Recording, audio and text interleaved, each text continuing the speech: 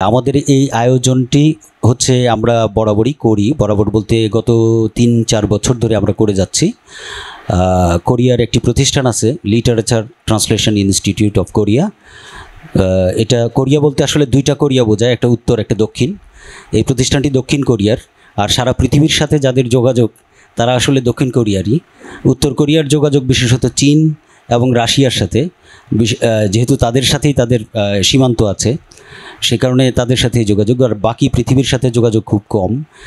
আমাদের প্রকাশনা থেকে গত ৩-৪ বছরে যে কয়টা বই হয়েছে কোরিয়ার সাহিত্য নিয়ে, সেই বইগুলো হচ্ছে কোরিয়ার কবিতা, কোরিয়ার গল্প। এই দুটো বই হচ্ছে অ্যান্থোলজি। কোরিয়ার গত ১০০ বছরের গল্প আমরা রাখতে চেয়েছি কোরিয়ার গল্প বইটাতে। কোরিয়ার কবিতাতে আছে কোরিয়ার গত ১০০ বছরের কবিদের প্রত্যেকের 2টা করে কবিতা। এরকম সব কবিকে হয়তো আমরা নিতে পারিনি, ৪৫ জন কবির 2টা করে কবিতা নিয়েছি। আছে ফরিয়াদ নামের একটি গ্রন্থ। এই গ্রন্থটি খুবই ইন্টারেস্টিং এই কারণে যে বলছিলাম উত্তর কোরিয়ার কথা। উত্তর কোরিয়ার কোনো সাহিত্য বিশ্বে বিরল এই কারণে যে কোরিয়ার সাহিত্য, উত্তর কোরিয়ার সাহিত্য যদি বিশ্বের কাছে আসতে হয়, সেটা আসার জন্য একটা বিরাট পদ্ধতি আছে। সেই পদ্ধতি হচ্ছে উত্তর কোরিয়ার যে নেতা, যিনি গদিনশীন নেতা থাকেন, সেই নেতার সভাপতিত্বে একটা কমিটি থাকে, সংস্কৃতি ও সাহিত্য কমিটি। সেই কমিটি যার লেখাকে অনুমোদন দেবে যে এর লেখা ছাপা যেতে পারে, এর লেখা বই আকারে প্রকাশিত হতে পারে, তার লেখাই ছাপা হবে এবং তার লেখাই বই হবে। অর্থাৎ রাষ্ট্রীয় কবি উৎপাদিত হবে, রেডিমেড কবি উৎপাদিত হবে, এর বাইরে কোনো ব্যবস্থা নাই। তো এরকমের একটি ব্যাপারের কারণে ওইখানকার সাহিত্য আমরা খুব একটা পাই না। পেন ইন্টারন্যাশনাল নামের একটি আন্তর্জাতিক অর্গানাইজেশন আছে যারা রাইটারদের নিয়ে কাজ করে। তারা একটা পাণ্ডুলিপি পেয়েছিল। এই পাণ্ডুলিপিটি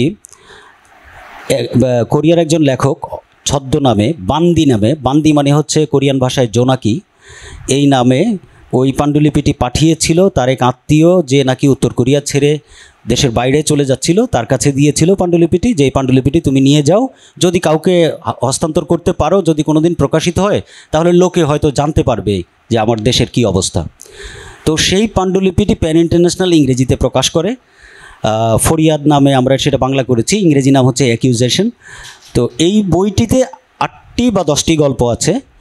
এটাতে আসলে পুরো কোরিয়ার যে রাজনৈতিক বাস্তবতা, সেটা মানুষের সাধারণ জীবনের মধ্য দিয়ে আমরা সেটার পরিচিতিটা পেয়ে যাই, এবং খুব মর্মন্তুদ বাস্তবতার একটা চিত্র আমরা ওই বইটাতে গল্পগুলোর মাধ্যমে পাই।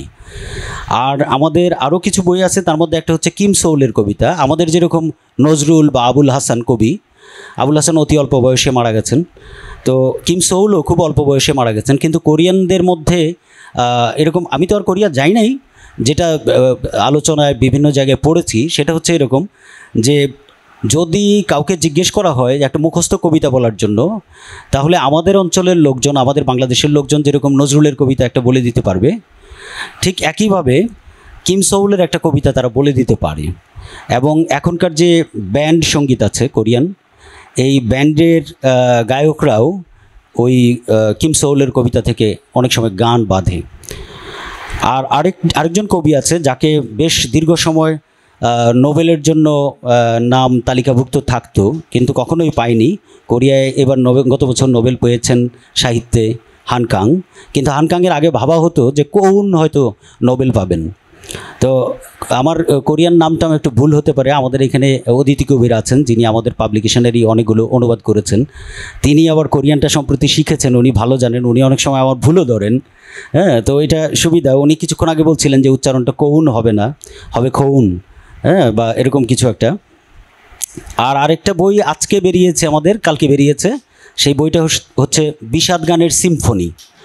বিষাদ গানের সিম্ফনি এটা খুব বিখ্যাত। গোরেস্কি নামের একজন পোলিশ মিউজিশিয়ান আছেন, তার একটা সিম্ফনি আছে। দ্বিতীয় বিশ্বযুদ্ধের যে দুঃখ, যে যন্ত্রণা এবং যে দুর্ভোগ, এইটার উপর ভিত্তি করে বেশ কিছু সিম্ফনি তৈরি করেছিলেন। 3টা সিম্ফনি খুব বিখ্যাত।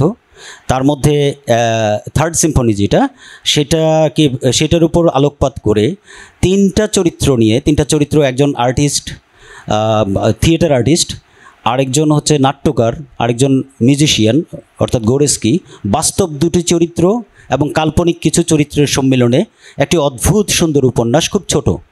তো আমরা এটা বাংলায় নাম রেখেছি বিষাদ গানের সিম্ফনি। আর হানকাংয়ের একটা বই বেরিয়েছে আমাদের এখান থেকে, এই বইটিকে না বলা যায় নোবেল, না বলা যায় কবিতা, আবার সব কিছুই। এটার বইটার নাম হচ্ছে সাদা বই। আর এখন সারা ওয়ার্ল্ডে যেটা হলো পপুলার ট্রেন্ড কোরিয়ার পপ কালচারের, আমরা পপ কালচারটাও ধরার চেষ্টা করেছি বিটিএস নামের একটা বইয়ের মাধ্যমে। বিটিএস হচ্ছে ওদের বিখ্যাত ব্র্যান্ড। সামনে হয়তো আরেকটা বই আসবে ব্ল্যাকপিঙ্ক নিয়ে।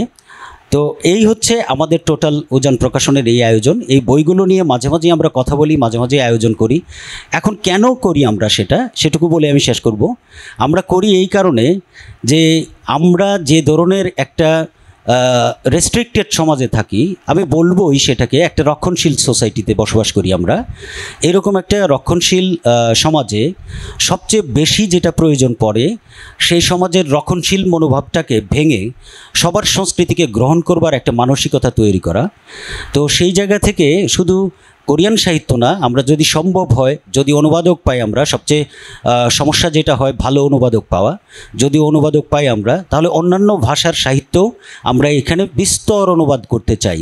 আমাদের পাবলিকেশনের কাজের মূল জায়গাটাই হচ্ছে এরকম যে আমরা অনেক অনুবাদ করব, বিভিন্ন দেশের বিভিন্ন সংস্কৃতির বিভিন্ন সাহিত্যের অনুবাদ করব, এবং যে ধরনের প্রবন্ধ বা নন ফিকশন যেসব বই আছে সেগুলোকে বেশি গুরুত্ব দেব। এবং এইগুলোকে গুরুত্ব দিয়ে আমরা একটা সোসাইটির একটা বড় মনন গড়ে তোলার ক্ষেত্রে সামান্য একটা ভূমিকাও যদি রাখতে পারি, তাহলেও আমরা নিজেদেরকে মনে করব যে আমরা সফল হয়েছি। এইটাই হচ্ছে আমাদের উদ্দেশ্য, এবং কোরিয়ান সাহিত্য অনুবাদেরও উদ্দেশ্য এইটাই।